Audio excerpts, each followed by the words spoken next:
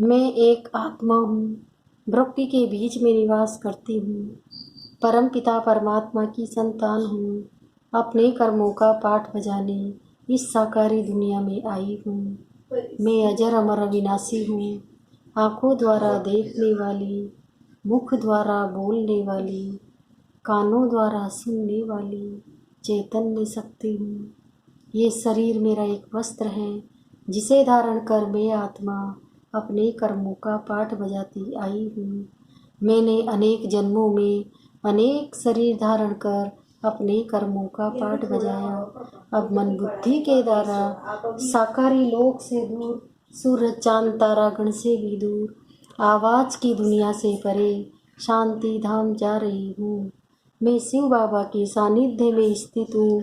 अहो, यहाँ पर कितनी शांति ही शांति है, प्रकाश ही प्रकाश है। मैं आत्मा अपने निज स्वरूप में स्थित हूँ। मैं शांत स्वरूप आत्मा हूँ। मैं प्रेम स्वरूप आत्मा हूँ। मैं सुख स्वरूप आत्मा हूँ। मैं आनंद स्वरूप आत्मा हूँ। मैं पवित्र स्वरूप आत्मा हूँ। मैं ज्ञान स्वरूप आत्मा हूँ। मैं शक्ति स्वरूप आत्मा हूँ। बाबा, आप सर्व आत्माओं के कल्याणकारी पिता हो। रूप में बिंदु और गुणों में सिंधु हो। जन्म मरण से न्यारे हो। सुख करता दुख हरता हो। सारे संसार के स्वामी हो। अजर अमर अविनाशी हो। सर्वशक्तिवान हो। शांति के सागर हो। गुणों के भंडार हो। प्रेम के सागर हो। सुख के सागर हो। पवित्रता के सागर हो। प्रकाशवान हो। मैं अपने शब्दों में आपकी विशेषताओं का वर्णन नहीं कर सकती हूँ बाबा। आपने मुझे परम प्यार देकर मेरी जन्म जन्मांतरों की थकान दूर कर दी है बाबा। आप मेरे परम हितैषी हो। आप ही मेरे सच्चे सच्चे माता पिता हो, सदगुरु हो, टीचर हो, भाई हो, मित्र हो, बच्चा हो, साजन हो। आप ही मेरे सब कुछ हो बाबा। आपसे ही मेरे सर्व संबंध है। आप मिले, मुझे सब कुछ मिल गया है बाबा। मैं आपकी कहाँ तक सराहना करूं बाबा। आपने तो मुझे जीदान दे दिया है। आपकी गुण और शक्तियाँ मुझ में समा रही है। मेरे जन्मों जन्मों के पाप कर्म खत्म हो रहे हैं।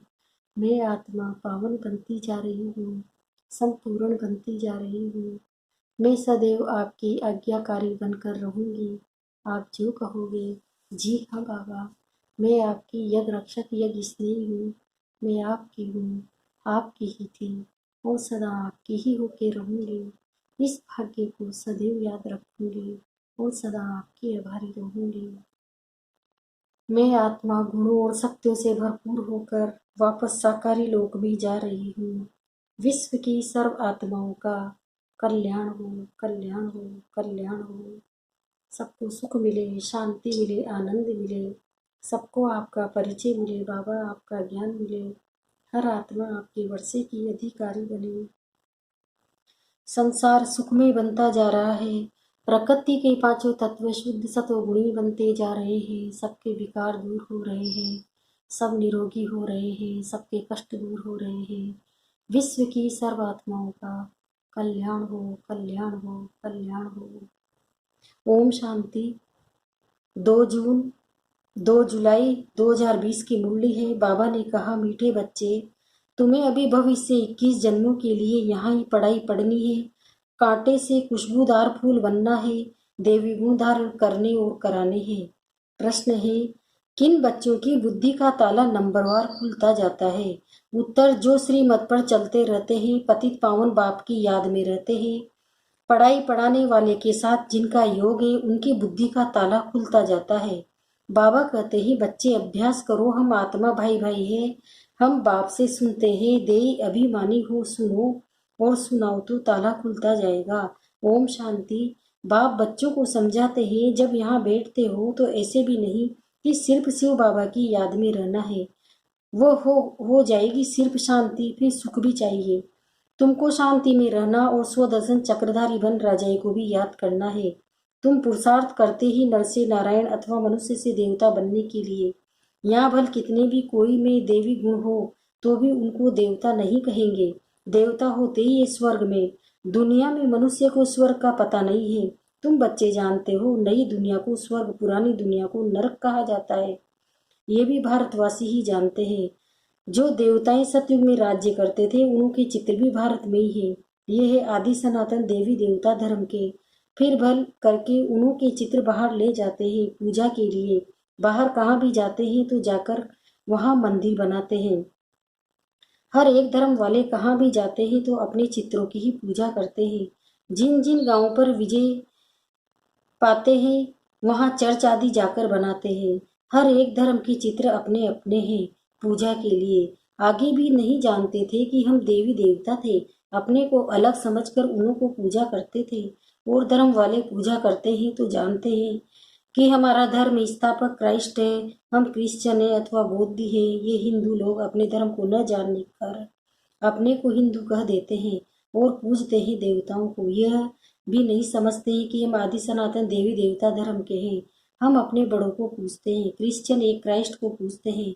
भारतवासियों को ये पता नहीं है कि हमारा धर्म कौन सा है, वो किसने और कब स्थापन किया था। बाप कहते हैं ये भारत का आदि सनातन देवी देवता धर्म जब प्राय लोप हो जाता है तब मैं आता हूँ फिर से स्थापन करने।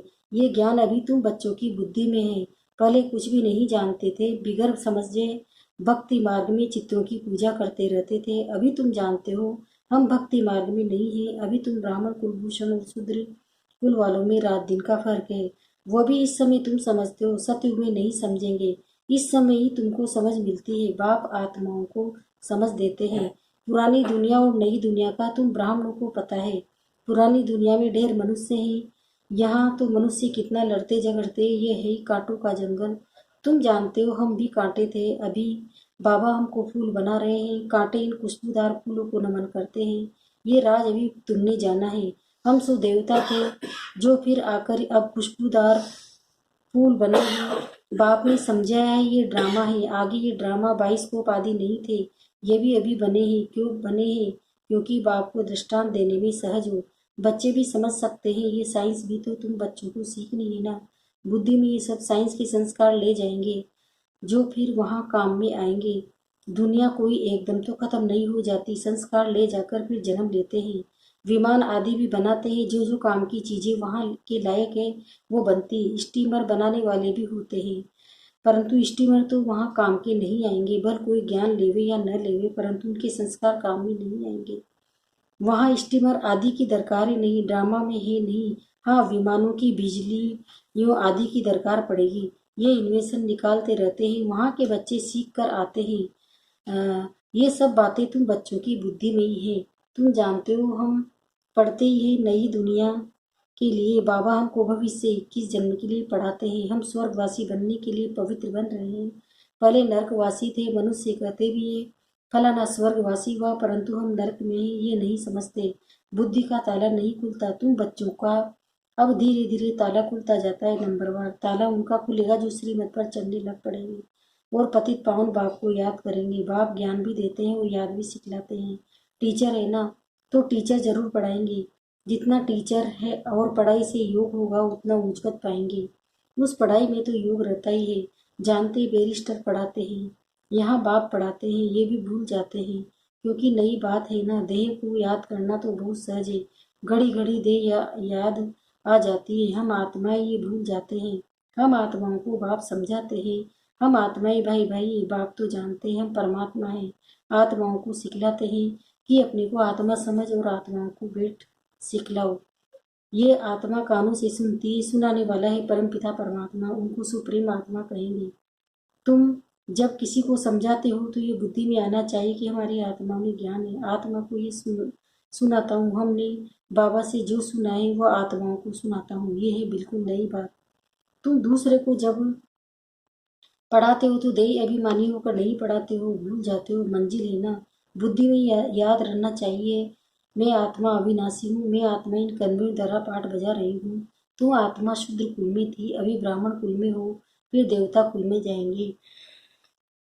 वहाँ शरीर भी पवित्र मिलेगा। हम आत्माएं भाई भाई ये बाप बच्चों को पढ़ाते हैं। बच्चे फिर कहेंगे हम भाई भाई ये भाई को पढ़ाते हैं। आत्मा को ही समझाते हैं। आत्मा शरीर द्वारा सुनती है। ये बड़ी महीन बातें हैं, स्मृति में नहीं आती। आधा कल्प कल्प तुम देह अभिमान में रहे, इस समय तुमको देह अभिमानी हो रहना है, अपने को आत्मा निश्चय करना है। आत्मा निश्चय कर बैठो, आत्मा निश्चय कर सुनो। परम पिता परमात्मा ही सुनाते हैं, तब तो कहते हैं ना, आत्मा परमात्मा अलग रहे बहुकाल। वहां तो नहीं पढ़ाता हूँ, यहाँ ही आकर पढ़ाता हूँ। और सभी आत्माओं का अपना अपना शरीर है। ये बाप तो है सुप्रीम आत्मा, उनको शरीर है नहीं, उनकी आत्मा का नाम है शिव। जानते हो ये शरीर हमारा नहीं है, मैं सुप्रीम आत्मा हूँ, मेरी महिमा अलग है। हर एक की महिमा अपनी अपनी है ना। गायन भी है ना, परम पिता परमात्मा ब्रह्मा द्वारा स्थापना करते हैं, वो ज्ञान का सागर। मनुष्य सृष्टि का बीज रूप है, वो सत्य है, चैतन्य है, आनंद सुख शांति का सागर है। यह है बाप की महिमा। बच्चे को बाप की प्रॉपर्टी का मालूम रहता है। हमारे बाप के पास यह कारखाना है, ये मील है। नशा रहता है ना, बच्चा ही उस प्रॉपर्टी का मालिक बनता है। ये प्रॉपर्टी तो एक ही बार मिलती है। बाप के पास क्या प्रॉपर्टी है वो सुना। तुम आत्माएं तो अमर हो, कभी मृत्यु को नहीं पाती हो, प्रेम के सागर भी बनते हो। ये लक्ष्मी नारायण प्रेम के सागर है, कभी लड़ते झगड़ते नहीं।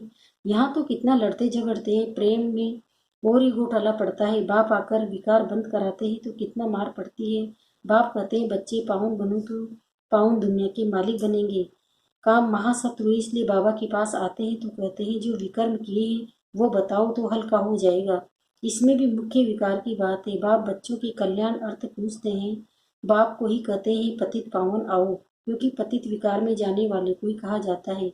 ये दुनिया भी पतित है, मनुष्य भी पतित है, पांच तत्व भी पतित है। वहां तुम्हारे लिए तत्व भी पवित्र चाहिए।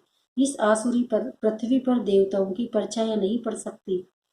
लक्ष्मी का आह्वान करते हैं, परंतु यहाँ थोड़ी आ सकती है। ये पांच तत्व भी बदलने चाहिए। सतयुग नई दुनिया, ये है पुरानी दुनिया। इनके खलास होने का समय है। मनुष्य समझते हैं अभी 40,000 वर्ष पड़े हैं, जबकि कल्प की आयु 5,000 वर्ष का है। तो फिर सिर्फ एक कलयुग 40,000 वर्ष का कैसे हो सकता है। कितना अज्ञान अंधियारा है, ज्ञान है नहीं। भक्ति है ब्राह्मणों की रात, ज्ञान है ब्रह्मा और ब्राह्मणों का दिन, जो अब प्रैक्टिकल में हो रहा है। सीढ़ी में बड़ा क्लियर दिखाया हुआ है। नई दुनिया और पुरानी दुनिया को आधा आधा कहेंगे।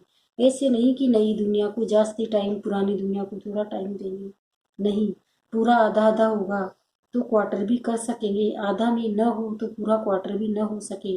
स्वास्तिका में भी 4 भाग देते हैं, समझते हैं। हम गणेश निकालते हैं। अब बच्चे समझते हैं ये पुरानी दुनिया विनाश होनी है, हम नई दुनिया के लिए पढ़ रहे हैं। हम नर से नारायण बनते हैं नई दुनिया के लिए। कृष्ण भी नई दुनिया का है। कृष्ण का तो गायन हुआ, उनको महात्मा कहते हैं क्योंकि छोटा बच्चा है। छोटे बच्चे प्यारे लगते हैं, बड़ों को इतना प्यार नहीं करते हैं जितना छोटों को करते हैं, क्योंकि सतो प्रधान अवस्था है, विकार की बदबू नहीं है। बड़े होने से विकारों की बदबू हो जाती है। बच्चों की कभी क्रिमिनल आई हो न सके। ये आंखें धोखा देने वाली है, इसलिए दृष्टांत देते हैं कि उसने अपनी आंखें निकाल दी। ऐसी बात है नहीं, ऐसे कोई आंखें निकालते नहीं है। ये इस समय बाबा ज्ञान की बातें समझाते हैं। तुमको तो अभी ज्ञान की तीसरी आंख मिली है। आत्मा को स्पिरिचुअल नॉलेज मिली है, आत्मा में ही ज्ञान है। बाप कहते हैं मुझे ज्ञान है। आत्मा को निर्लेप नहीं कर सकते। आत्मा ही एक शरीर छोड़ दूसरा लेती है। आत्मा अविनाशी है कितना छोटी, उसमें 84 जन्मों का पाठ है। ऐसी बात कोई कह न सके, वह तो निर्लेप कह देते हैं। इसलिए बाप कहते हैं पहले आत्मा को रियलाइज करो। कोई पूछते हैं जानवर कहाँ जाएंगे, अरे जानवर की बात ही छोड़ो, पहले आत्मा को तो रियलाइज करो। मैं आत्मा कैसी हूँ, क्या हूँ। बाप कहते हैं जबकि अपने को आत्मा ही नहीं जानते हो तो फिर क्या जानेंगे। ये सब महीन बातें तुम बच्चों की बुद्धि में है। आत्मा में 84 जन्मों का पाठ है, वो बसता रहता है। कोई फिर कहते हैं ड्रामा में नींद है, फिर हम पुरुषार्थ ही क्यों करें। अरे पुरुषार्थ बिगड़ तो पानी भी नहीं मिल सकता। ऐसे नहीं ड्रामा अनुसार आप ही सब कुछ मिलेगा। कर्म तो जरूर करना ही है। अच्छा व बुरा कर्म होता है, ये बुद्धि से समझ सकते हैं। बाप कहते हैं ये रावण राज्य है, इसमें तुम्हारे कर्म विकर्म बन जाते हैं। यहाँ रावण राज्य ही नहीं जो विकर्म हो। मैं ही तुमको कर्म अकर्म विकर्म की गति समझाता हूँ। वहाँ तुम्हारे कर्म अकर्म हो जाते हैं, रावण राज्य में कर्म विकर्म हो जाते हैं। गीता पाठे भी कभी अर्थ नहीं समझाते, वह तो सिर्फ पढ़कर सुनाते हैं।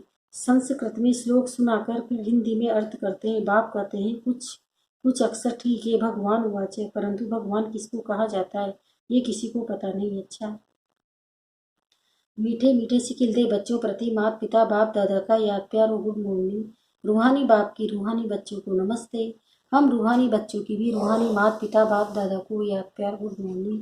नमस्ते नमस्ते नमस्ते। शुक्रिया बाबा, शुक्रिया आपका पद्मा पदम, शुक्रिया। धारणा के लिए मुख्य सार है।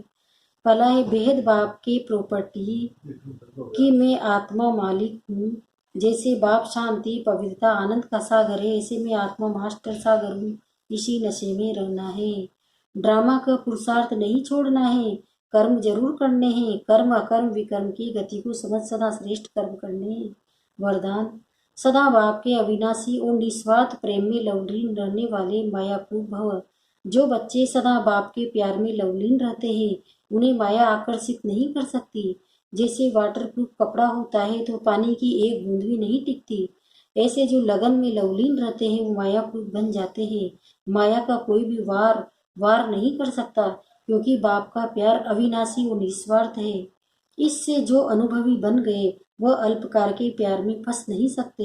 एक बाप दूसरा में, उसके बीच में तीसरा कोई आ नहीं सकता। स्लोगन है, न्यारे प्यारे होकर कर्म करने वाला ही सेकंड में फुल स्टॉप लगा सकता है। ओम शांति।